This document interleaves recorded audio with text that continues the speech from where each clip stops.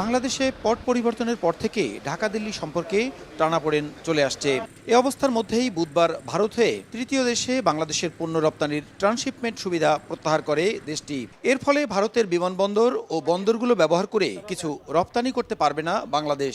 দিল্লির দাবি, বন্দরে পণ্য জটসহ তাদের রপ্তানি কার্যক্রম বিঘ্ন হওয়ায় এমন সিদ্ধান্ত নেওয়া হয়েছে। বৃহস্পতিবার সচিবালয়ে বিষয়টি নিয়ে কথা বলেন বাণিজ্য উপদেষ্টা।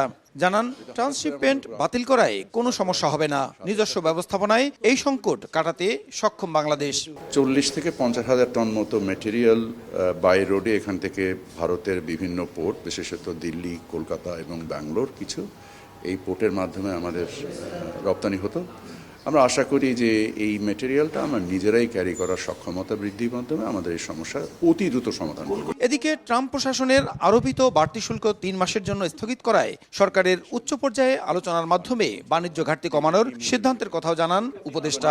ইউএসটিআর এর প্রতিনিধিত্বের সাথে মিটিং হয়েছে অনলাইনে এবং আমরা আমাদের কর্ম সমষ্টিগুলো নিয়ে কাজ করছি এবং সেগুলো নিয়ে সম্ভবত যে সময় সম্ভব আমরা দ্রুত যুক্তরাষ্ট্রে নিজেরাও যাব এবং যে আমাদের অবস্থানগুলোকে তুলে ধরব। মার্কিন ক্রয়াদেশ স্থগিত হলে নিজেদের সক্ষমতা বৃদ্ধির সুযোগ সৃষ্টি হবে বলেও মনে করেন বাণিজ্য উপদেষ্টা।